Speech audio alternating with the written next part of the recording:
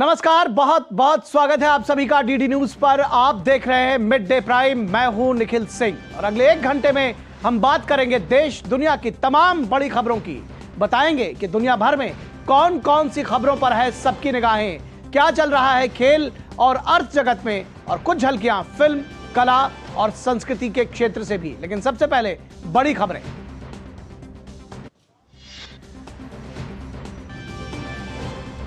प्रधानमंत्री नरेंद्र मोदी ने नई दिल्ली के भारत मंडपम में गायिका मैथिली ठाकुर, कथावाचक जया किशोरी, अमन गुप्ता समेत 20 से अधिक लोगों को प्रदान किए प्रथम राष्ट्रीय रचनाकार पुरस्कार।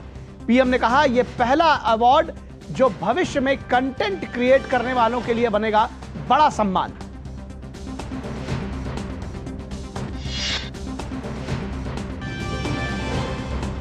अंतर्राष्ट्रीय महिला दिवस पर देश की आधी आबादी को प्रधानमंत्री मोदी ने दिया बड़ा तोहफा।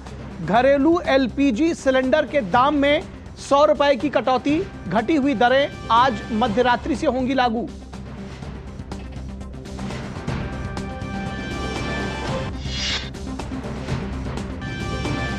अंतर्राष्ट्रीय महिला दिवस पर नारी शक्ति को सलाम। इंस्पायर इंक्लूजन थीम के साथ समाज के विकास में महिलाओं के उत्कृष्ट योगदान, उपलब्धियों और संघर्षों के लिए समर्पित है खास दिन।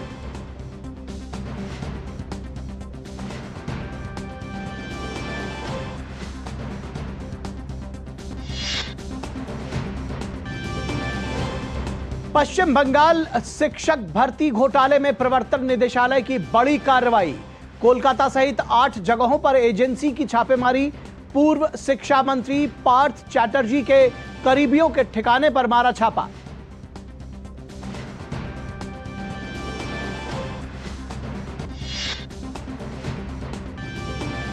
हिंडन एयरफोर्स स्टेशन पर कलर्स प्रेजेंटेशन 2024 का आयोजन।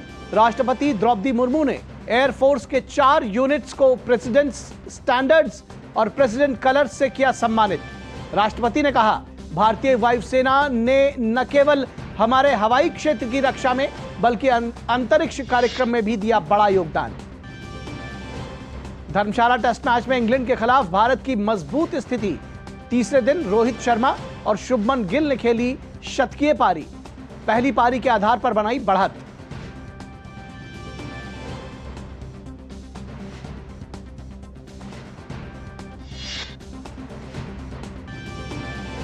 और देश भर में श्रद्धा और उत्साह के साथ मनाई जा रही है महाशिवरात्रि। मंदिरों में बम बम भोले के जयकारों के साथ उमड़ा आस्था और भक्ति का सैलाब।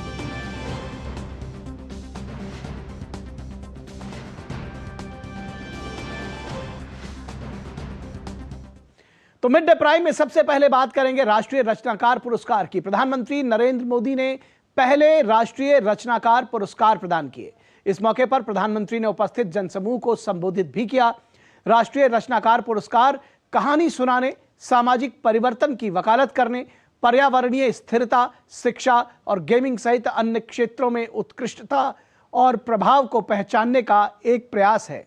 सकारात्मक बदलाव लाने के लिए रचनात्मकता का उपयोग करने के लिए इन पुरस्कारों की परिकल्पना एक आरंभिक मंच के रूप में की गई है। राष्ट्रीय रचनाकार पुरस्कार के लिए अनुकरणीय सार्वजनिक सहभागिता सामने आई है। पहले दौर में 20 विभिन्न श्रेणियों में 1,50,000 से अधिक नामांकन प्राप्त हुए। इसके बाद वोटिंग राउंड में विभिन्न पुरस्कार श्रेणियों में डिजिटल रचनाकारों के लिए लगभग 10 लाख वोट डाले गए। इसके बाद 3 अंतर्राष्ट्रीय रचनाकारों सहित 23 विजेताओं को पुरस्कृत किया गया। इस मौके पर पीएम मोदी ने क्रिएट ऑन इंडिया मूवमेंट की शुरुआत करने का आह्वान किया। उन्होंने कहा कि भारत से जुड़ी कहानियां, धरोहर और परंपरा को पूरी दुनिया के साथ साझा किया जा सकता है।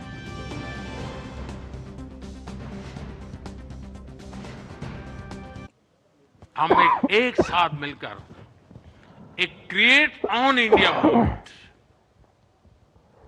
मैं बहुत जिम्मेवारी के साथ आप लोगों से अपेक्षा कर रहा हूं, क्रिएट ऑन इंडिया मूवमेंट की शुरुआत करें।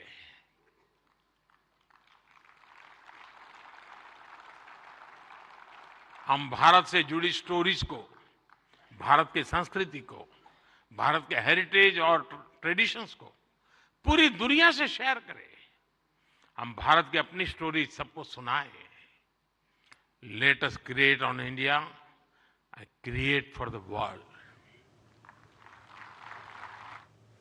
तो create for India, create for the world. PM ने रचनाकारों से पहली बार मतदान करने जा रहे युवाओं को लोकतंत्र के महापर्व में हिस्सा लेने के लिए प्रेरित करने को भी कहा। क्या हम ऐसा कुछ कर सकते हैं कि हमारे यूथ और खास करके हमारे फर्स्ट टाइम वोटर, उनको हम जागरूक करने के लिए क्या कर सकते हैं और उसको पता हो कि वोट देना यानी किसी को जिताना हराने का काम नहीं है जी। वोट देने का मतलब है तुम इतने बड़े देश की निर्णय प्रक्रिया के हिस्सेदार बने हो। तुम देश का भविष्य बनाने वाले एक महत्वपूर्ण पार्टनर हो। ये उस तक पहुंचना जरूरी है जी। उसको कभी ये मत कहिए किसको वोट दो, लेकिन आप उसको जरूर कहिए कि वोट तो देना ही चाहिए। वो तय करेगा किसको देना किसको नहीं देना, वो तय करेगा, लेकिन वोट देना चाहिए। और पीएम मोदी ने कहा कि भविष्य में ऐसे पुरस्कार कंटेंट क्रिएटर्स के लिए बहुत बड़ा मोटिवेशन प्रदान करेंगे। उन्होंने कहा कि इससे उनके काम को एक बहुत बड़ी पहचान मिलने वाली है। ईश्वर कृपा है, मैं समय से पहले समय को भांप सकता हूं और इसलिए ये पहला ऐसा अवार्ड है जो शायद आने वाले दिनों में बहुत प्रमुख स्थान लेने वाला है। ये इस नए युग को एनर्जाइज कर रहे आप सब युवाओं को सम्मान देना, क्रिएटिविटी को सम्मान देना और समाज की रोजमर्रा की जिंदगी के प्रति जो संवेदनशीलता है उसको सम्मान करने का अवसर है।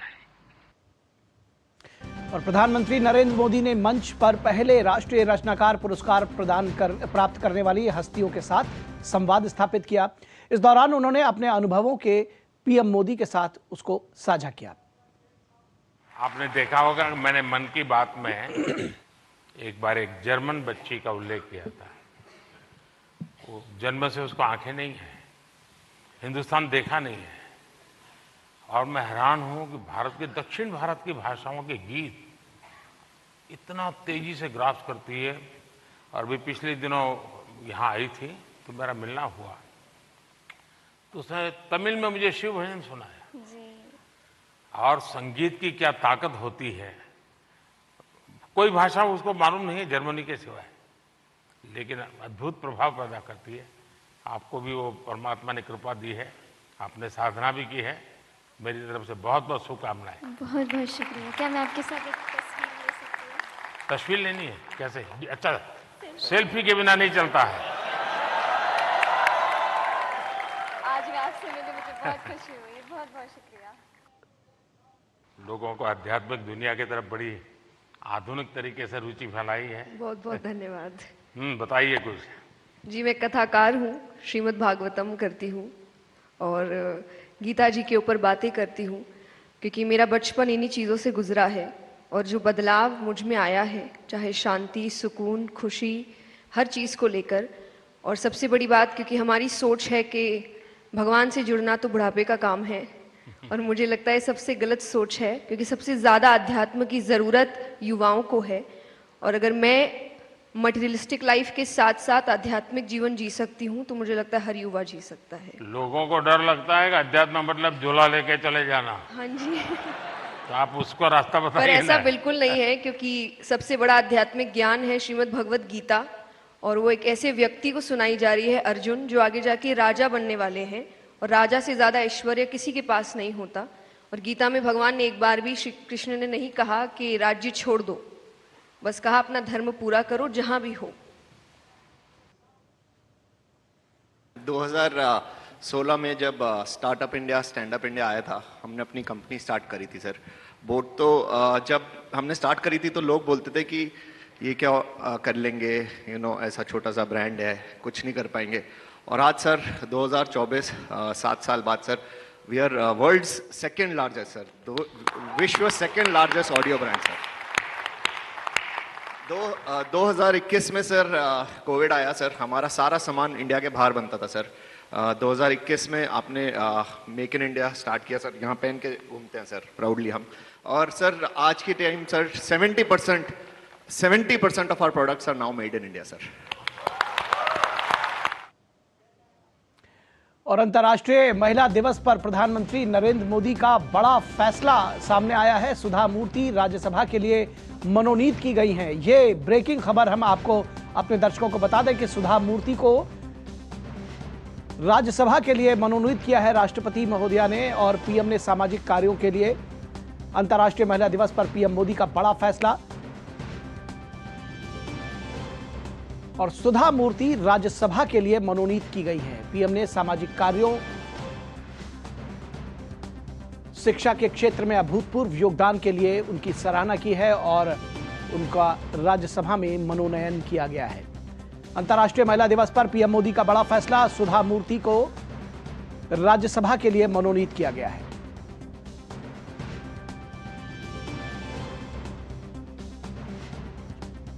और इस पूरी खबर पर बातचीत करने के लिए हमारे साथ हमारे संवाददाता ऋषि कुमार बने हुए हैं। ऋषि, कितना बड़ा फैसला महिला दिवस के मौके पर लिया गया? सुधा मूर्ति जो कि बहुत सारी जिसको कहते हैं कि एनजीओज और इस तरह की चीजें चलाती है, शिक्षा के क्षेत्र में, सामाजिक कार्यों में उनका योगदान किसी से छिपा नहीं है और अब वो राज्यसभा में अपनी आवाज बुलंद कर सकेंगी इस विषय पर। बिल्कुल, देखिए बेहद महत्वपूर्ण फैसला है।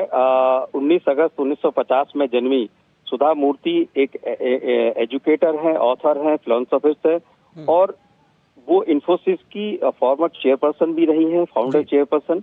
और जहां तक अब तक उनके बारे में कहा जाए तो समाज सेवा से लेकर शिक्षा के क्षेत्र में जो उन्होंने तमाम काम किए हैं उसके लिए उन्हें पद्मश्री और पद्म भूषण भी मिल चुका है। और इन सब उनके कार्यों को देखते हुए आज का जो दिन है, खासतौर से महिला दिवस के अवसर पर उनको राज्यसभा के लिए मनोनीत किए जाना एक बेहद ही सराहनीय और शानदार फैसला कहा जाएगा, क्योंकि महिला सशक्तिकरण को लेकर जो सरकार के प्रयास हैं और देश में जो माहौल है, खासतौर से महिला आरक्षण के विधेयक को पारित होने के बाद जो पूरे देश में और विश्व में भारत की पहचान महिला सशक्तिकरण को लेकर आगे बढ़ी है, उसमें एक कड़ी के तौर पर इसे जोड़कर देखा जा सकता है। और इनके एक प्रोफेशनल कैरियर को अगर हम देखें तो कंप्यूटर साइंस और इंजीनियरिंग से इन्होंने शुरुआत की और जिसमें कि इसके अलावा इस पूरे के पूरे मुहिम में इन्होंने पब्लिक हेल्थ और हेल्थ केयर और इनिशिएटिव्स को लेकर जो काम किए हैं, उन सब कामों की एक तरीके से ये उनको पुरस्कार है। खासतौर से आज के दिन, क्योंकि किसी भी चीज का महत्व इस बात से और बढ़ जाता है कि किस वक्त वो फैसला हुआ या घटना हुई। तो ऐसे में आज का जो फैसला है और प्रधानमंत्री ने जिस तरीके से इसको अपनी तरफ से एक संदेश में कहा है कि वो खुश हैं इस बात को लेकर कि राष्ट्रपति ने सुधा मूर्ति को राज्यसभा के लिए नॉमिनेट किया है और उनके द्वारा दान को भी प्रधानमंत्री ने याद करते हुए कहा है कि किस तरीके से समाज कार्य को लेकर, शिक्षा को लेकर और जो तमाम जो प्रेरणादायक काम उन्होंने किए हैं उसके लिए एक पावरफुल टेस्टामेंट माना जाएगा। ये नारी शक्ति की दिशा में ये प्रधानमंत्री के वक्तव्य हैं, अपनी पोस्ट में उन्होंने लिखा है और ये उन्होंने उनके लिए आगे आने वाले समय में खासतौर से राज्यसभा के लिए उन्होंने शुभकामनाएं दी हैं और उनके आने वाले जो समय है उसके लिए उन्हें आज महिला दिवस है ऋषि, और ऐसे में इतनी सशक्त महिला को राज्यसभा के लिए मनोनयन उनका होना महिलाओं के लिए कितनी बड़ी एक आप कहते हैं कि प्रेरणा का स्रोत होंगी सुधा मूर्ति का ये मनोनयन, और किस तरह से आप देखते हैं ये जो प्रेजेंट गवर्नमेंट है उसका जो आउटलुक है महिलाओं की तरफ उसके संदर्भ में?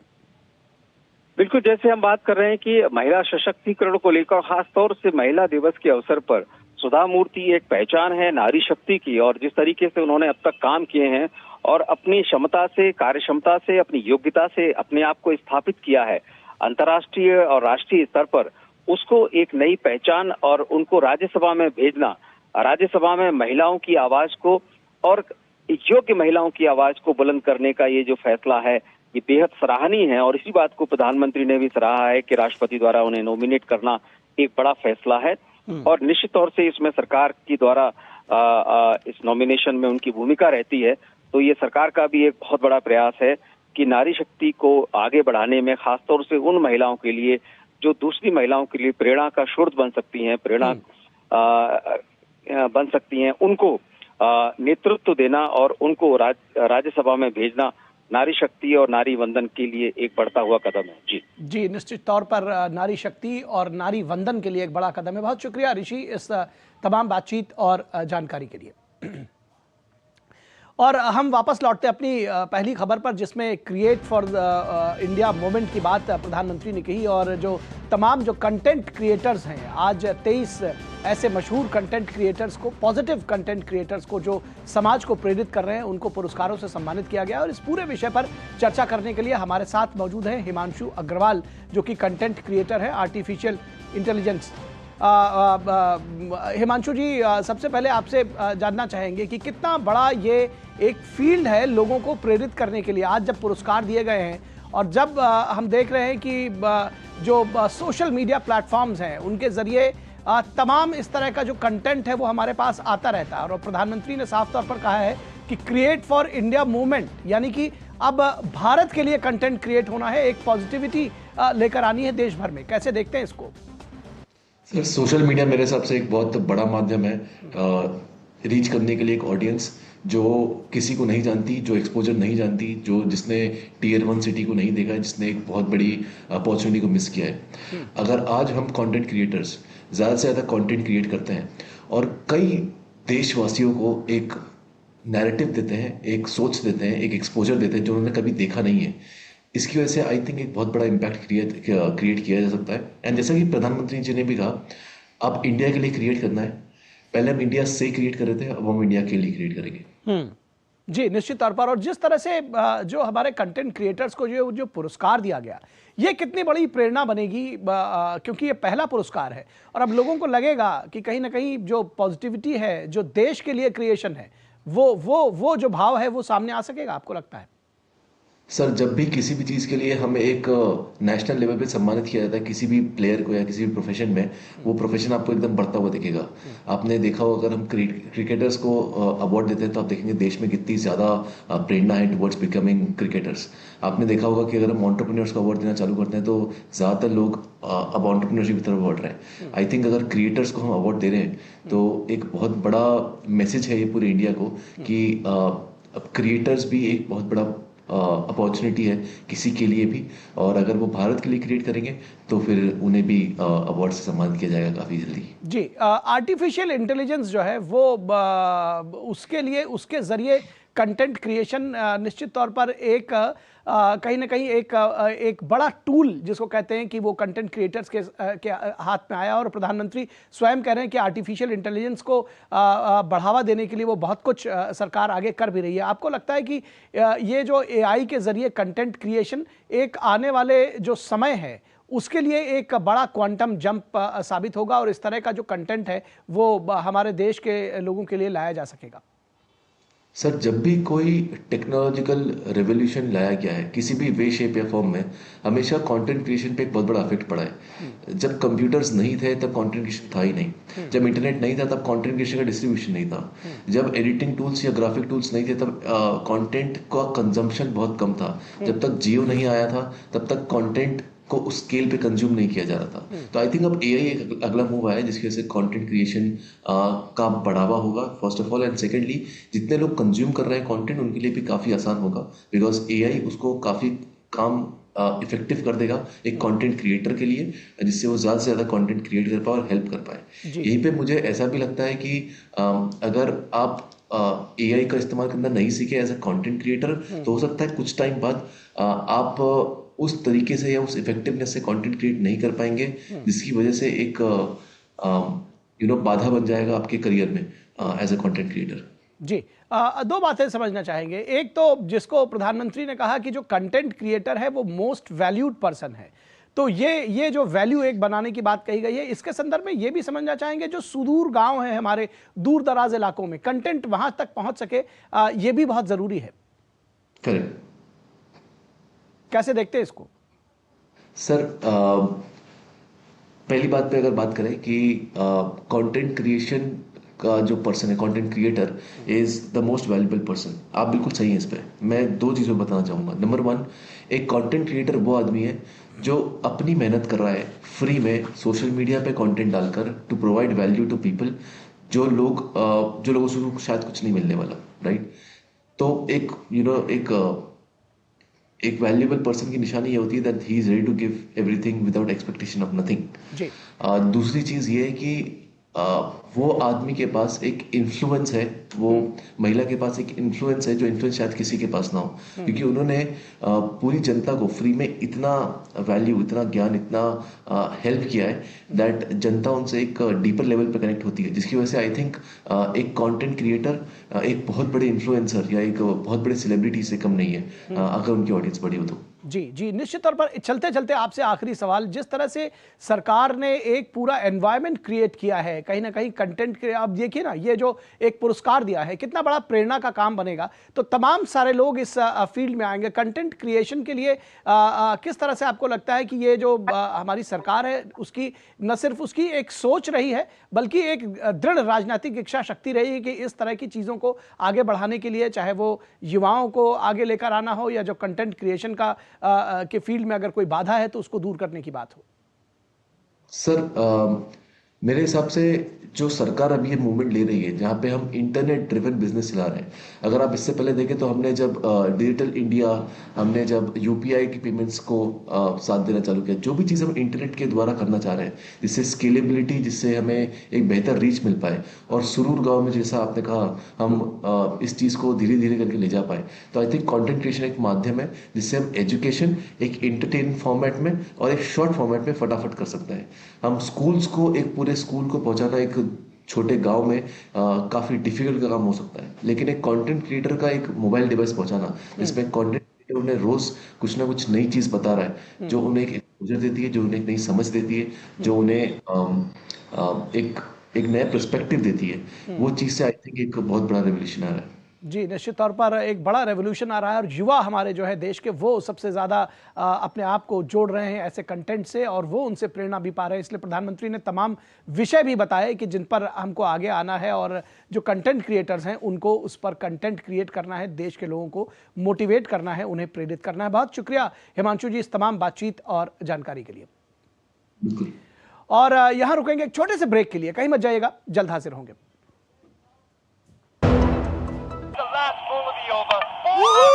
यार लड्डू, हम यहाँ बैठे बैठे पैसे बना सकते हैं।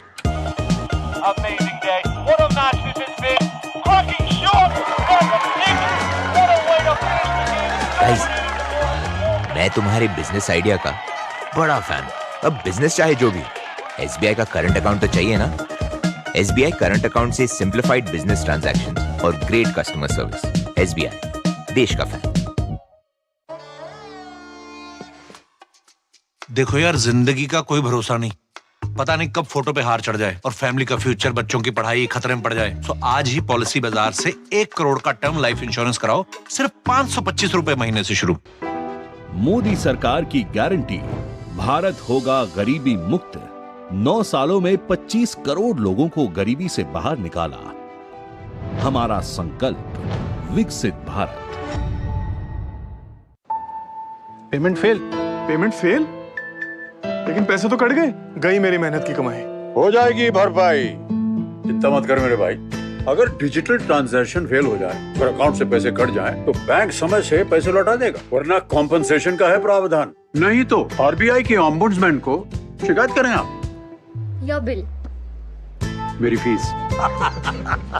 आरबीआई कहता है, जानकार बनिए, सतर्क रहिए। ब्रेक के बाद एक बार फिर आप सभी का बहुत बहुत स्वागत है मिड डे प्राइम में, और अब बात करेंगे कुछ अन्य बड़ी खबरों की।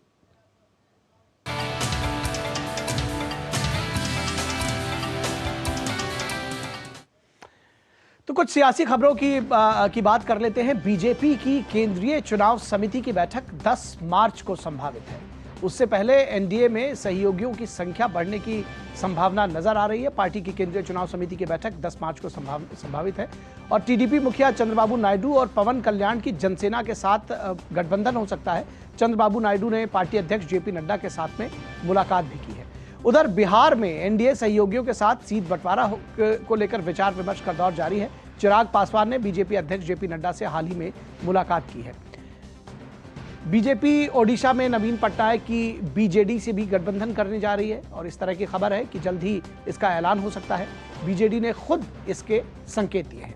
और वही खबर है कि महाराष्ट्र में भी शिवसेना और एनसीपी के साथ बीजेपी की सीट बंटवारे को लेकर बात बन गई है।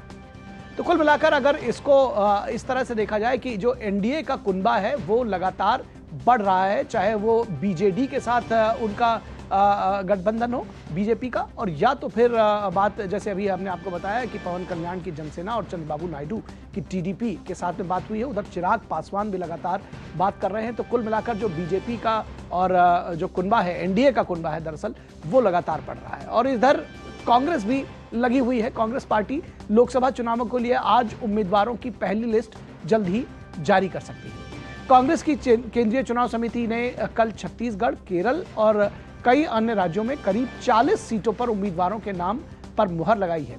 सूत्रों के मुताबिक इन उम्मीदवारों में केरल की वायनाड सीट से राहुल गांधी का नाम भी शामिल है। इस बैठक में पार्टी अध्यक्ष मल्लिकार्जुन खड़गे, पूर्व अध्यक्ष सोनिया गांधी, वीडियो कॉन्फ्रेंसिंग के जरिए राहुल गांधी, चुनाव समिति में शामिल कई अन्य नेता, संबंधित राज्यों के प्रभारी और वरिष्ठ नेताओं ने इसमें हिस्सा लिया। बैठक में खड़गे की अध्यक्षता में हुई इस केंद्रीय चुनाव समिति की बैठक में विचार विमर्श के दौरान 11 राज्यों और केंद्र शासित प्रदेशों की कुल 60 लोकसभा सीटों पर चर्चा की गई। सीईसी की बैठक में विभिन्न स्क्रीनिंग कमेटीज द्वारा भेजे गए नामों में से उम्मीदवारों के नामों पर मुहर लगाई जाती है। ये कांग्रेस का काम करने का तरीका है फिलहाल सीईसी जो उनकी है। और सीपीआई के नेता और केरल के मुख्यमंत्री पिनराई विजयन ने अपनी सहयोगी पार्टी कांग्रेस पर निशाना साधा है। कांग्रेस के कुछ चर्चित चेहरों के बीजेपी में शामिल होने के मद्देनजर उन्होंने कांग्रेस पार्टी को ही जिम्मेदार ठहराया। उन्होंने कहा कि इनकी इस बात की क्या गारंटी है कि कांग्रेस के नेता सत्ता में आने पर उनके साथ बने रहेंगे और बीजेपी में शामिल नहीं होंगे। दिवंगत कांग्रेस नेता के करुणाकरण की बेटी पद्मजा वेणुगोपाल के बीजेपी में शामिल होने के चंद घंटों बाद विजयन ने ये बात कही। कन्नूर लोकसभा सीट से वामपंथी उम्मीदवार एमवी जयराजन के लिए यहां एक चुनावी सभा आयोजित की गई थी कन्नूर में, और मुख्यमंत्री ने कहा कि कांग्रेस के 11 पूर्व मुख्यमंत्री, कई केंद्रीय मंत्री और सैकड़ों वरिष्ठ नेता पार्टी छोड़कर बीजेपी में शामिल हो गए हैं। तो आप ये समझ सकते हैं कि किस तरह से, जिसको कहते हैं कि एक राजनीतिक चिंता तो साथ साथ ही है, वहीं कांग्रेस पर भी हमला बोल रही है सीपीएम जो केरल में उनके साथ चुनाव मिलकर लड़ने जा रही है। तो इन सारी खबरों पर बात करेंगे। शैलेंद्र मिश्रा हमारे साथ मौजूद हैं। भाजपा की केंद्रीय चुनाव समिति की बैठक पार्टी की हमने आपको बताया कि 10 तारीख को होने वाली है, तो उस पर बातचीत करेंगे। हमारे साथ शैलेंद्र जुड़ गए हैं। शैलेंद्र, आपने देखा कि जो पूरा एक इवेंट्स हैं, कांग्रेस में एक घमासान जैसी स्थिति कहीं ना कहीं मची हुई है। आपने अभी पिनराई विजयन का बयान सुना कि किस तरह से वो कह रहे हैं, एक प्रश्न चिन्ह लगाया उन्होंने कांग्रेस के ऊपर ही कि ये जीत कर आ भी गए तो क्या हमारे साथ बने रहेंगे। वहीं जो एनडीए का कुनबा है वो लगातार बढ़ रहा है। किस तरह से ये जो चुनावी मौसम में जो उठापटक है, कैसे करेंगे इसका आकलन, क्या बताएंगे हमारे दर्शकों को?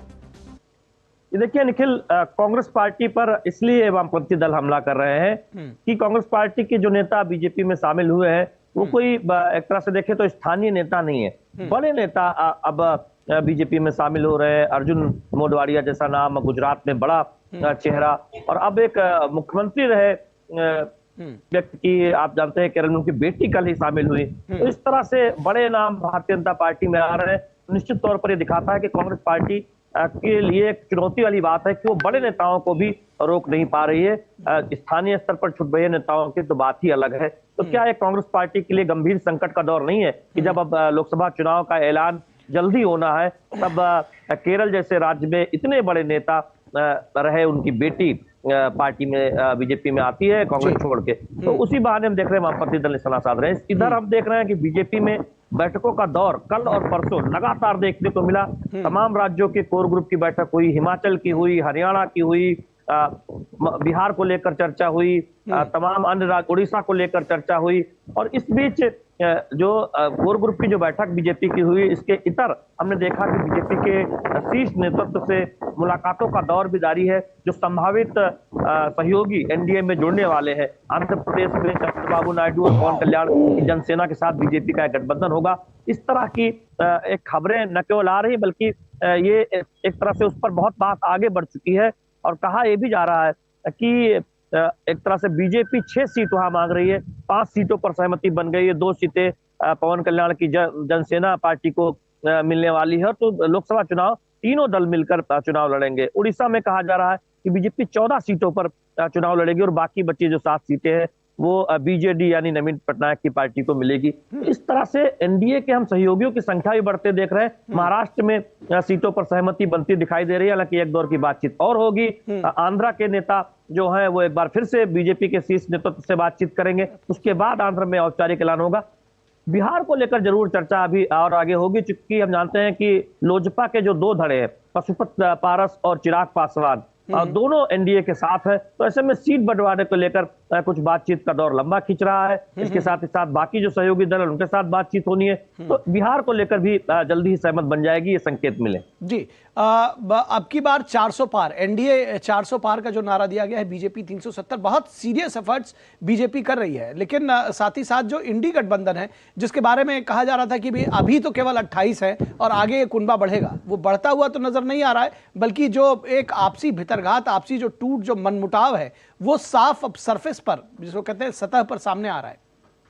निखिल देखिए, जो इनके साथ थे यानी इंडी गठबंधन के साथ संयोजक बनने की जिनकी चर्चा थी वो वापस भाजपा में आ गए, नीतीश कुमार। ममता बनर्जी जो टीएमसी है वो देखिए सीट देने को तैयार नहीं है पश्चिम बंगाल में। ले देकर आम आदमी पार्टी से बहुत विचार विमर्श के बाद दिल्ली में एक सीट बंटवारे को लेकर कुछ सहमति बनती दिखाई दी है, लेकिन वहां पर भी तमाम चुनौतियां हैं। किस तरह से कौन सी सीट पर कौन लड़ेगा, इसको लेकर हम देख रहे हैं कि बातचीत का दौर जारी है।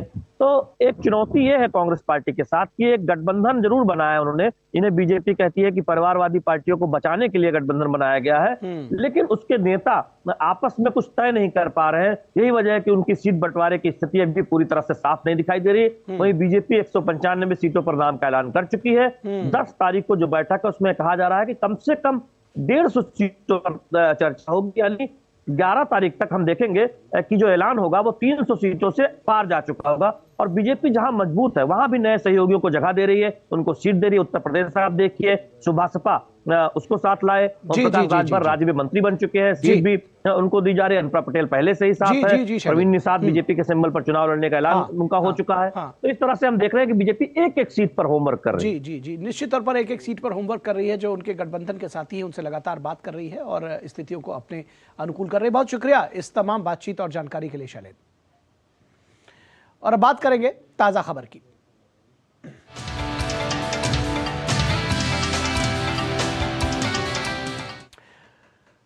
खबर पश्चिम बंगाल से, जहां शिक्षक भर्ती घोटाले को लेकर कोलकाता और उसके आसपास 8 जगहों पर ईडी की छापेमारी चल रही है।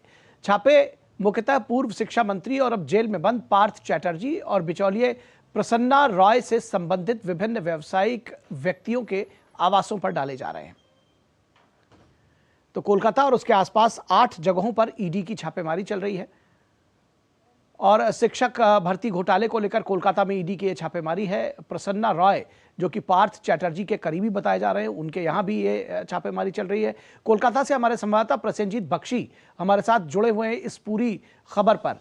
प्रसेनजीत, शिक्षक भर्ती घोटाले में कुछ और कड़ियां अब सामने आ सकेंगी, कुछ और खुलासे हो सकेंगे, लगातार जो छापेमारी है वो जारी है, किस तरह से देख रहे हैं इसको? देखिए निखिल, मैं 2 बातें यहाँ पे कहना चाहूंगा। एक तो है कि जो अपने दर्शकों को बता रहे थे कि बाकी कड़ियों को खोलने की एक कोशिश में है एनफोर्समेंट डायरेक्टरेट। काफी सारे मिडलमैन है, काफी सारे वो चार्टर्ड अकाउंटेंट है जो ये पैसा पार्क करने की काम में इन लोगों को मदद कर रहे थे। तो ये सारे लोगों की घर पे या ऑफिस पे या बाकी जगहों पे ईडी का बारी बारी में छापेमारी की जो काम है वो जारी है। और आज भी ऐसे कुछ लोगों की घर पे, जैसे आपने बताया कि 8 जगह पे जो मिडिलमैन की करीब है, जो मिनिस्टर हुआ करते थे पार्थ चैटर्जी, उनका करीबी है, इन सब का घर पे छापा मारा जा रहा है, क्योंकि धीरे धीरे ये जो शिक्षक भर्ती घोटाला है इसको एक नतीजे तक ले जाने की कोशिश में लगे हुए है एनफोर्समेंट डायरेक्टरेट। यहाँ पे अगर मौका दे तो मैं और एक बात दूसरी पहलू पर मैं बात बता दूं हमारे दर्शकों को कि आज जो संदेश खाली और शेख शाहजहां को लेकर इतनी हमने चर्चा किया इतने दिनों तक, आज उस शेख शाहजहां की घर पहुंच गया सीबीआई। अच्छा। और उनकी घर पे जो ईडी ने सील करके रखा था, ईडी की ऑफिसर की मौजूदगी में वो सील तोड़ा गया और घर पे सीबीआई का छापा मारा गया। और किस तरह से ईडी के ऊपर 5 जनवरी को ये अटैक किया गया था जानलेवा, इसके ऊपर पूरे एकदम फॉरेंसिक टीम लेके सीबीआई का जो तलाशी और बाकी कार्रवाई है, ये भी मैं सोच रहा हूँ कि हमारे दर्शकों जी बिल्कुल इस खबर को प्रसेनजीत इस खबर को अपने दर्शकों को मैं एक बार बता देता हूँ, उसके बाद फिर इस पर और डिटेल्स लेते हैं आपके साथ कि संदेश खाली से जैसा कि आपने बताया कि महिलाओं के साथ हुए दुष्कर्म के खिलाफ सरकार ने कार्रवाई तेज कर दी है और मामले की तह तक जांच के लिए और तह तक जाने के लिए सीबीआई की टीम आज शाहजहां शेख के घर पहुंची है, ये हमारे संवाददाता ने बताया है। और प्रसेनजीत बख्शी इसके बारे में और अधिक जानकारी के साथ हमारे साथ जुड़े हुए हैं। प्रसेनजीत, ये भी समझना चाहेंगे कि महिलाओं की जो शिकायतें हैं वो भी दर्ज सीबीआई कर रही है, तो अब कहीं ना कहीं जिसको कहना चाहिए कि देर से आए लेकिन दुरुस्त आए और जांच अगर सही रास्ते चलती है या चलने दिया जाता है उसको, तो निश्चित तौर पर कुछ रिजल्ट्स जरूर देखने को मिलेंगे जल्द ही। बिल्कुल, वही मैं माफी चाहता हूं कि मैं पहले थोड़ा सा बोलने की कोशिश किया था, क्योंकि बात यह है कि जिस तरह से सीबीआई का ये कार्रवाई अभी जारी है वो लोगों तक पहुंचना काफी जरूरी है जी। अब सही कहे कि अब जो महिला है उनकी तरफ से सीबीआई के पास या जैसे भी हो शिकायत दर्ज करने की जो अदालत की तरफ से भी बताया गया कि आप अभी शिकायत दर्ज कर सकती है, तो जाहिर सा है कि आगे जाके एक के बाद एक शिकायतें दर्ज किया जाएगा। तो सीबीआई अपने तरफ से ये पहला कार्रवाई शुरू किया है कि जिस मकान से ये सब कुछ का शुरुआत है, जिस तरह से ईडी के अधिकारी के ऊपर जानलेवा हमला किया गया था, वहां से शुरू करके और महिलाओं की ये जो उत्पीड़न है, ये सब के बारे में जो जांच की शुरुआती है, अपने हवाले पे जो शेख शाहजहां को मिलने के बाद ये कार्रवाई सीबीआई आज से शुरू कर दिया है और आगे जाके हो सकता है कि ये कार्रवाई को आगे ले जाए और 9 तारीख को मतलब कल सीबीआई कोर्ट में शेख शाहजहां को पेश किया जाएगा। जी एक खबर और अपने दर्शकों से साझा कर दे, आप हमारे साथ बने रहें, उस पर भी आपसे बात करेंगे कि राष्ट्रीय पिछड़ा आयोग, जो राष्ट्रीय पिछड़ा वर्ग आयोग है, उसने पश्चिम बंगाल के मुख्य सचिव को 15 मार्च को पेश होने और गवाही देने के लिए कहा है। इससे पहले भी आयोग के समक्ष उपस्थित होने को लेकर पश्चिम बंगाल सरकार के मुख्य सचिव को एनसीबीसी 5 बार नोटिस दे चुकी है, लेकिन वो एक बार भी आयोग के सामने उपस्थित नहीं हुए हैं। तो ये छठा नोटिस है। आयोग का यह भी मानना है कि मुख्य सचिव ने जानबूझकर समन की अवहेलना की है। पश्चिम बंगाल सरकार ने संविधान की पवित्रता को कायम नहीं रखा, यह कहना है एनसीबीसी का, और मुख्य सचिव के उपस्थित नहीं होने पर आयोग ने असंतोष और नाराजगी भी व्यक्त की है। हम आपको बता दें कि पश्चिम बंगाल सरकार के नियंत्रण वाले सार्वजनिक सेवाओं के पदों में नियुक्तियों के मामले में सुनवाई के लिए आयोग ने मुख्य सचिव को समन जारी किया है। और प्रसेनजीत हमारे साथ जुड़े हुए हैं। प्रसेनजीत, अब जो मुख्य सचिव हैं वो 6 समन दिए, 5 पहले दिए आ चुके हैं, ये छठा भी एक समन दिया गया है और वो पेश नहीं हो रहे हैं। देखिए निखिल, यहाँ पे मैं एक बात कह दूं कि कल किसी एक प्रोग्राम में देश के गृह मंत्री अमित शाह ने कह रहे थे कि ये बंगाल एक ऐसी स्टेट है जहां पे स्टेट स्पॉन्सर्ड इन्फिल्ट्रेशन किया जाता है, घुसपैठिया यहाँ पे स्टेट स्पॉन्सर्ड है। मैं इस बात की हवाला इसीलिए देना चाह रहा हूँ कि ये बंगाल को पिछले 10 सालों में या 12-13 सालों में ऐसा स्थिति बनाया गया कि यहाँ पे सिर्फ संविधान और एक फ्लैग की जरूरत है, बाकी वैसे ही पश्चिम बंगाल को लगता है कि ये पूरा एक अलग देश बना दिया है। जैसे इस तरह की ये जो चीफ सेक्रेटरी है, डीजीपी है, ये जो पहले का चीफ सेक्रेटरी हुआ करते थे वो प्राइम मिनिस्टर के प्रोग्राम में हाजिर नहीं हुए थे, तो अब वो बंगाल सरकार के सलाहकार बन गए हैं। अब अभी का जो चीफ सेक्रेटरी है, हो सकता है वो आगे जाके सलाहकार बनने चाहते हैं अपने रिटायरमेंट के बाद। तो ये जो संविधान स्वीकृत कमीशन होते हैं, चाहे वो कुछ भी कमीशन हो, चाहे वो ह्यूमन राइट्स कमीशन हो, चाहे वो महिला कमीशन हो, ये किसी का भी किसी तरह की किसी सामान का कोई नहीं मायने देता है यहाँ के चीफ सेक्रेटरी और यहाँ के डीजीपी या यहाँ के बाकी ब्यूरोक्रेट, क्योंकि ये समझते हैं कि हम दूसरे देश में रहते हैं, ये बाकी लोगों को हमको सामन करने का कोई अधिकार ही नहीं है। जी जी जी जी जी जी निश्चित तौर पर छठा समन है, देखने की बात होगी कि अब इस पर क्या रिएक्शन होता है मुख्य सचिव का। बहुत शुक्रिया इस तमाम बातचीत और जानकारी के लिए। विविध विषयों पर हमने आपसे बात की, बहुत शुक्रिया प्रसन्नजीत बख्शी। और इससे पहले कि हम आपको जो राजनीतिक बयानबाजियां हैं, क्योंकि चुनाव का मौसम है तो जो बयानबाजियों के रंग हैं वो भी बहुत जिसको कहते हैं निराले होते हैं, और क्या कुछ नेता बयानबाजियां देते हैं उनका क्या असर होता है इसको भी आपको दिखाएंगे। लेकिन फिलहाल रुकेंगे एक छोटे से ब्रेक के लिए, कहीं मत जाइएगा, जल्द हाजिर होंगे। मोदी सरकार की गारंटी, सबका अपने पक्के घर का सपना होगा पूरा। 4 करोड़ पक्के घरों का निर्माण, हमारा संकल्प विकसित भारत। यारो, शादी तो मैं प्रीति से ही करूंगा। कॉलेज टॉप करके अच्छी सी नौकरी लूंगा, झट से प्रीति को प्रपोज कर दूंगा और फैमिली हॉलिडे स्पेन में। वाह यार, मैं तेरी प्लानिंग का बड़ा फैन। तू आज ही SBI में अपना सेविंग्स अकाउंट ओपन कर ले और अपने स्पेन हॉलिडे की सेविंग शुरू कर दे। SBI सेविंग्स अकाउंट के साथ पाइए सेफ, सिक्योर, कन्वीनियंट बैंकिंग और ग्रेट कस्टमर सर्विस। SBI, देश का फैन। पॉलिसी बाजा करा जिदुशा होके नो हिताकुशी। समझ में आया? मैंने कितनी बार हिंदी में समझाया कि पॉलिसी बाजार से कंपेयर करके कार इंश्योरेंस पे 8,000 रुपए तक बचा सकते हो, पर कुछ लोगों को अभी तक समझ नहीं आया, तो मैंने सोचा जापानी में समझा देता हूँ। सायोनारा। ब्रेक के बाद एक बार फिर आप सभी का स्वागत है और अब नजर डालते हैं कुछ अन्य राष्ट्रीय खबरों पर।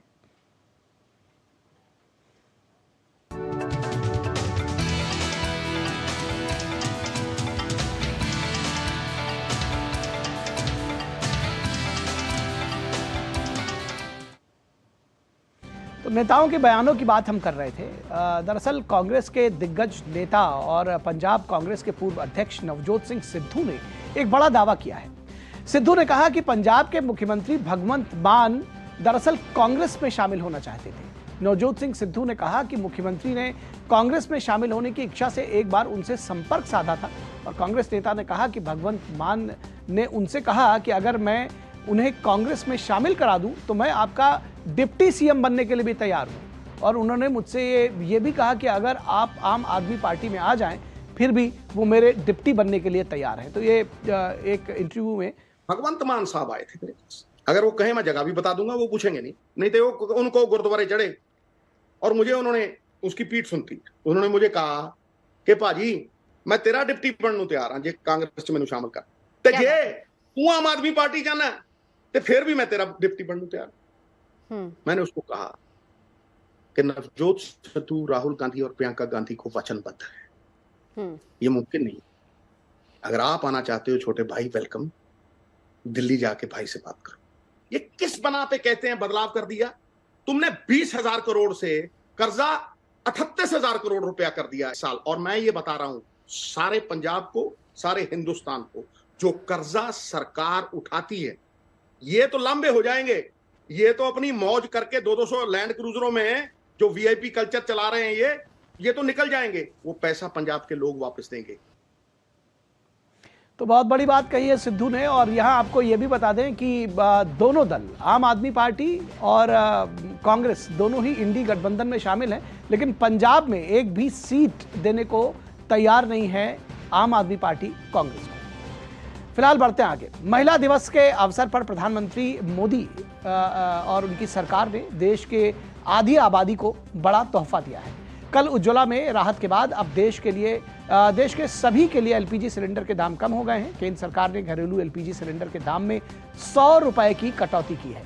घटी हुई दरें आज मध्य रात्रि से लागू होंगी। सरकार के इस कदम से देश भर के करोड़ों परिवारों का वित्तीय बोझ कम होगा।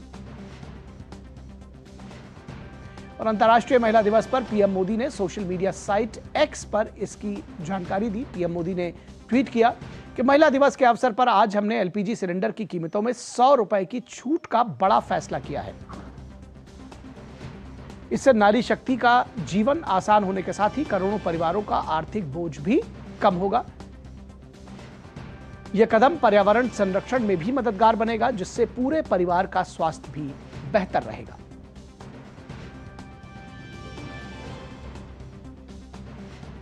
और केंद्रीय मंत्री हरदीप सिंह पुरी ने एलपीजी सिलेंडर की कीमतों में 100 रुपए की छूट देने के फैसले का स्वागत किया है। सोशल मीडिया प्लेटफॉर्म एक्स पर उन्होंने लिखा कि सोने पे सुहागा, अंतर्राष्ट्रीय महिला दिवस के अवसर पर मोदी के परिवार को मिली एक और सौगात। कल प्रधानमंत्री नरेंद्र मोदी के नेतृत्व में कैबिनेट ने उज्ज्वला लाभार्थियों के लिए गैस सिलेंडर पर 300 रुपए की सब्सिडी को 1 साल के लिए बढ़ाया और आज मोदी जी ने सभी बहनों के लिए गैस सिलेंडर के दाम किए 100 रुपए और कम। अब 10 करोड़ से ज्यादा उज्ज्वला लाभार्थियों को गैस सिलेंडर मिलेगा केवल 503 रुपए में और बाकी ग्राहकों के लिए गैस सिलेंडर के दाम हुए केवल 803 रुपए। 2014 में जब मोदी जी प्रधानमंत्री बने थे तब देश में केवल 14 करोड़ परिवारों के पास गैस कनेक्शन हुआ करता था। आज 32 करोड़ परिवारों के पास गैस कनेक्शन है। इसमें 10 करोड़ से ज्यादा उज्ज्वला परिवार हैं, जिनसे लगभग 80% ग्रामीण क्षेत्रों में हैं। मोदी जी के नेतृत्व में गांव-गांव तक गैस कनेक्शन पहुंचे हैं। अब हमारी बहनों की रसोई धुआं मुक्त हो गई है, बहनों को बेहतर स्वास्थ्य मिल रहा है, खाना बनाने में उनका समय बच रहा है और सुविधा हो रही है। उन्हें लकड़ी और ईंधन जमा करने में समय नहीं व्यर्थ करना पड़ रहा है, गीली लकड़ी के धुएं से नहीं जूझना पड़ रहा है, उसके समय की बचत हो रही है। बहनें बेहतर और स्वस्थ जीवन गुजार पा रही हैं, अनेक बीमारियों से बचकर उनकी उम्र में कई साल जुड़ रहे हैं। बहनों को बेहतर जीवन देना हमेशा मोदी जी की कल्याणकारी नीतियों का लक्ष्य रहा है। और अंतर्राष्ट्रीय महिला दिवस और एलपीजी के दाम 100 रुपए कम होने पर बीजेपी नेता बांसुरी स्वराज ने कहा कि पीएम मोदी की महिला सशक्तिकरण की नहीं बल्कि महिला के नेतृत्व में विकास की बात पर वो जोर देते आए हैं। इस कड़ी में एलपीजी सब्सिडी देश की मातृशक्ति को पीएम की सौगात है। हमारे यशस्वी प्रधानमंत्री श्री नरेंद्र मोदी जी केवल महिला सशक्तिकरण की बात नहीं करते, महिलाओं के नेतृत्व में राष्ट्र के सशक्तिकरण की बात करते हैं और उसी का एक विजन लेकर हम मातृशक्ति यहाँ पर संकल्प लेने आए हैं। और एक बहुत बड़ा उपहार मोदी सरकार ने अंतर्राष्ट्रीय महिला दिवस के उपलक्ष्य में दिया है। गैस सिलेंडर 100 रुपए से और सस्ता कर दिया उज्ज्वला योजना में आज मोदी जी ने। और प्रधानमंत्री नरेंद्र मोदी ने एक्स पर पोस्ट करके अंतर्राष्ट्रीय महिला दिवस की बधाई दी। उन्होंने लिखा कि अंतर्राष्ट्रीय महिला दिवस की शुभकामनाएं। हम अपनी नारी शक्ति की ताकत, साहस और लचीलेपन को सलाम करते हैं। अंतर्राष्ट्रीय महिला दिवस की शुभकामनाएं। हम अपनी नारी शक्ति की ताकत, साहस और लचीलेपन को सलाम करते हैं और विभिन्न क्षेत्रों में उनकी उपलब्धियों की सराहना करते हैं। हमारी सरकार शिक्षा, उद्यमिता, कृषि, प्रौद्योगिकी और अन्य क्षेत्रों के पहल के माध्यम से महिलाओं को सशक्त बनाने के लिए प्रतिबद्ध है। ये पिछले दशक में हमारी उपलब्धियों में भी परिलक्षित होता है। और पीएम ने एक वीडियो भी साझा किया। उन्होंने लिखा कि अब बारी है तेरी उड़ान की, तू बेटी है हिंदुस्तान की।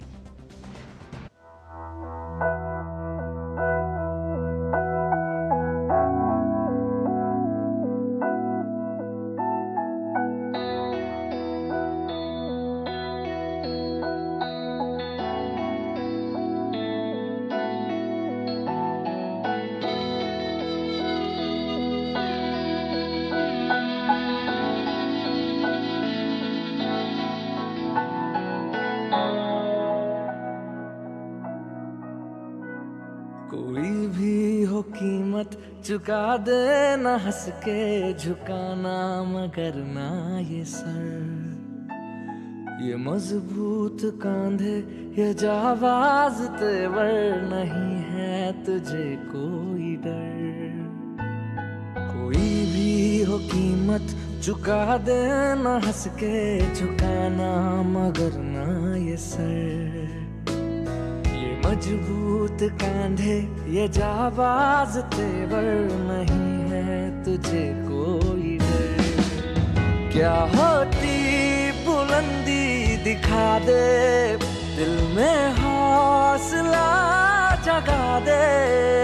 एक दिन सुनाएंगे सब तेरी कहानी, अब बारी है तेरी उड़ान की, बेटी तू हिंदुस्तान की। भुला दे फिक्रे अंजाम की, बेटी तू हिंदुस्तान की। क्या होती बुलंदी दिखा दे, दिल में हौसला जगा दे।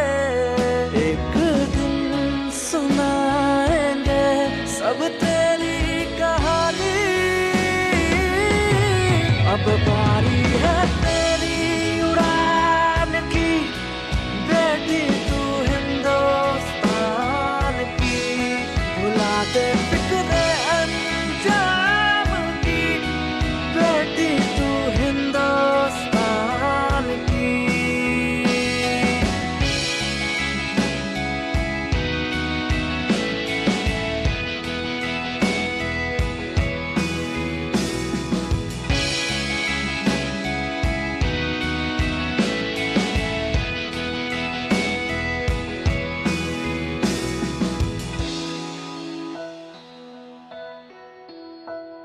खुला आसमां है, इरादा जवा है, तेरे पंख बेचैन है। नई मंजिलें हैं, नए रास्ते हैं, तेरे ख्वाब आजाद हैं। खुला आसमां है, इरादा जवा है, तेरे पंख बेचैन हैं। नई मंजिलें हैं, नए रास्ते हैं, तेरे ख्वाब आजाद हैं। किस्मत और राष्ट्रपति द्रौपदी मुर्मू आज इंडियन एयरफोर्स स्टेशन पहुंची, जहां कलर्स प्रेजेंटेशन 2024 का आयोजन किया गया। एयरफोर्स के जवानों ने उन्हें परेड की कर सलामी दी। राष्ट्रपति आज एयरफोर्स के 4 यूनिट्स को प्रेसिडेंट स्टैंडर्ड्स और प्रेसिडेंट्स कलर्स से उन्होंने सम्मानित किया। ये सम्मान 25 वर्षों में सराहनीय सेवाओं के लिए दिया जाता है। राष्ट्रपति द्रौपदी मुर्मू ने कहा कि भारतीय वायुसेना ने न केवल हमारे हवाई क्षेत्र की रक्षा में बल्कि अंतरिक्ष कार्यक्रम में भी बड़ा योगदान दिया है। गगनयान के सभी 4 अंतरिक्ष यात्री इंडियन एयरफोर्स के अधिकारी हैं।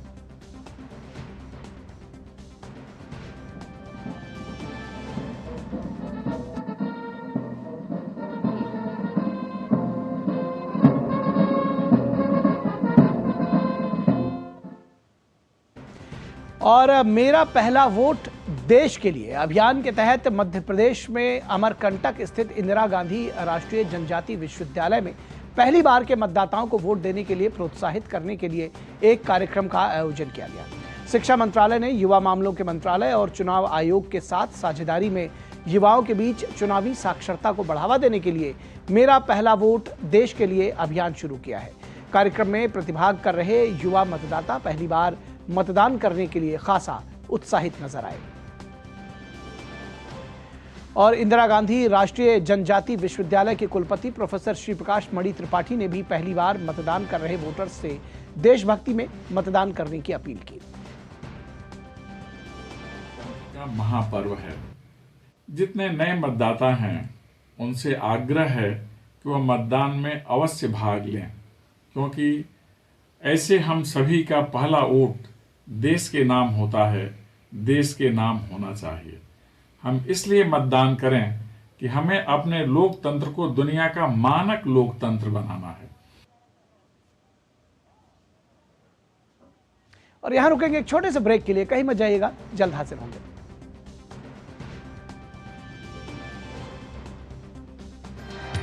स्वच्छता वॉरियर्स के इस सफर में हमारे साथ वो स्वच्छाग्रही जुड़े जिन्होंने अपने प्रयासों से एक नई मिसाल कायम की। स्वागत है आपका ब्रेक के बाद, और अब देखते हैं अर्थ जगत से जुड़ी खबरें।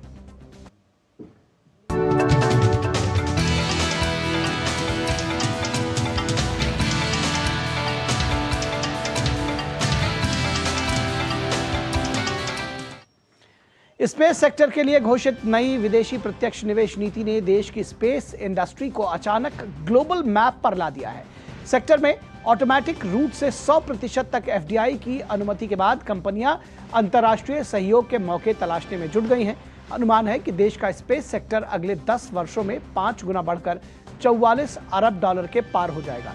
विशेषज्ञों का कहना है कि भारत ने अपने अंतरिक्ष क्षेत्र में 100% तक एफडीआई की अनुमति देकर विदेशी निवेशकों की बड़ी संख्या में आने, तकनीकी हस्तांतरण और रिसर्च और वैज्ञानिक सहयोग का रास्ता खोल दिया है। दूसरी ओर सैटेलाइट विनिर्माण और संचालन, सैटेलाइट डेटा उत्पादों और ग्राउंड सेगमेंट और उपयोगकर्ता सेगमेंट के लिए 74% एफडीआई की अनुमति दी गई है।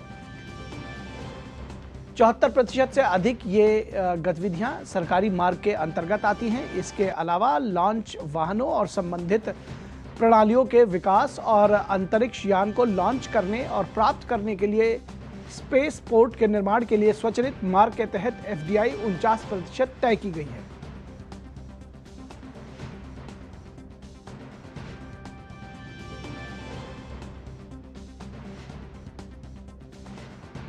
और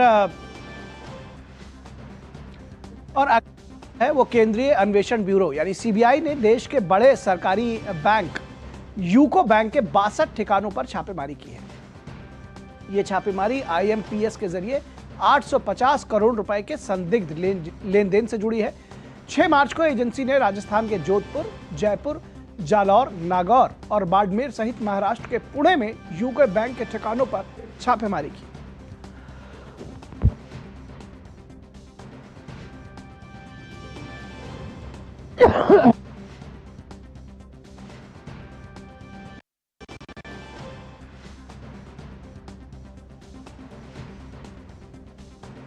और यूको और आईडीएफसी से जुड़े 130 डॉक्यूमेंट्स, 40 मोबाइल, 2 हार्ड डिस्क और एक इंटरनेट डोंगल सीज किया है सीबीआई ने। और इस छापेमारी के दौरान 30 संदिग्धों की भी जांच की है। और पनामा अंतर्राष्ट्रीय सौर गठबंधन का अनुमोदन करने वाला 97वां सदस्य देश बन गया है। पनामा ने गुरुवार को नई दिल्ली में संयुक्त सचिव आर्थिक कूटनीति अभिषेक सिंह के साथ भारत में पनामा के राजदूत यासील बुरिलो की बैठक के दौरान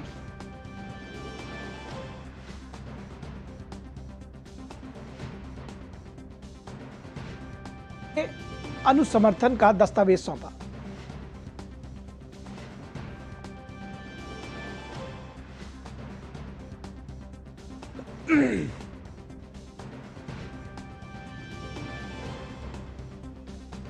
और अब बात करेंगे देश भर में आज महाशिवरात्रि का पर्व धूमधाम से मनाया जा रहा है। सुबह से ही शिवालयों में भक्तों के पहुंचने का सिलसिला जारी है।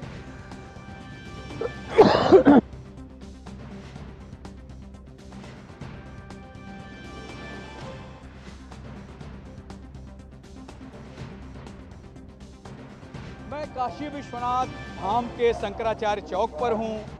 बाबा के दर्शन के लिए श्रद्धालु लाइन लगाए हुए हैं। रात को ही श्रद्धालु गंगा के तट पर स्नान करने के पश्चात लंबी लंबी लाइनों में लग गए। चूँकि यहाँ पर पंचकोसी की यात्रा भी होती है तो रात्रि में मणकटिका घाट पर श्रद्धालुओं ने संकल्प लेकर अपनी यात्रा शुरू की। कुछ श्रद्धालु आए हुए हैं जिन लोगों ने दर्शन कर लिया है, उनसे हम बात करते हैं। महाशिवरात्रि के दिन आपने कहाँ से आए हो और दर्शन करके कैसा लग रहा है? हम मुंबई से आए हुए हैं, पूरे 50 लोग हैं हमारे साथ एमके टूर्स की तरफ से। हम सब काशी विश्वनाथ की यात्रा के लिए आए हुए हैं आज महाशिवरात्रि के दिन पे। शिवरात्रि के लिए खास आए हैं क्योंकि हमारे बहुत श्रद्धा है महाशिवरात्रि के। काशी विश्वनाथ मंदिर को बहुत काशी देखने का बहुत दिन से मन था। आप बताओ कैसा लगा आपको? बहुत अच्छा लगा, अच्छे से दर्शन हुआ। मैं मेरे बच्चे के साथ आई हूँ अलीबाग से, बहुत अच्छे से दर्शन हुआ। मुझे लगा बहुत भीड़ होगी, नहीं दर्शन हो गए, लेकिन हुआ, अच्छे से हुआ दर्शन। आप क्या बोलोगे? अच्छा लगा सर, अच्छा लगा दर्शन हुए। हमारा तो जन्म ही पावन हो गया। हम यहाँ आके कभी सपने भी नहीं सोचा था कि हम यहाँ महाशिवरात्रि के दिन आए। भगवान का बहुत आशीर्वाद है, उन्होंने हमें बुलाया। महाशिवरात्रि के दिन हमें आने का सौभाग्य मिला। हमारी टूर का हम बहुत धन्यवाद देते कि यहाँ महाशिवरात्रि के आने से हमको बहुत ही अच्छे दर्शन हुए। बहुत बहुत अच्छा लगा। मुझे सपने में भी नहीं आया था कि हम लोग शिवरात्रि के दिन इधर आएंगे। महाराष्ट्र तो ये काशी से आप देख रहे थे जो शिव भक्त थे, उन्होंने हमारे संवाददाता हरिकेश बहादुर सिंह गौतम के साथ बातचीत की और वो बेहद प्रसन्न नजर आए जो शिव भक्त थे। और राजस्थान के कोटा में शिव बारात के दौरान बड़ा हादसा हो गया है। शिव बारात निकाले जाने के दौरान करंट की चपेट में आने से कई बच्चे झुलस गए हैं। ये एक बड़ी खबर हम आपको बता रहे हैं। आनंद फानल में बच्चों को अस्पताल पहुंचाया गया है। घायल बच्चों से मिलने के लिए लोकसभा स्पीकर ओम बिरला और ऊर्जा मंत्री हीरालाल नगर अस्पताल पहुंचे हैं। और घटना पर दुख जताते हुए लोकसभा अध्यक्ष ने हादसे में घायलों की जानकारी दी।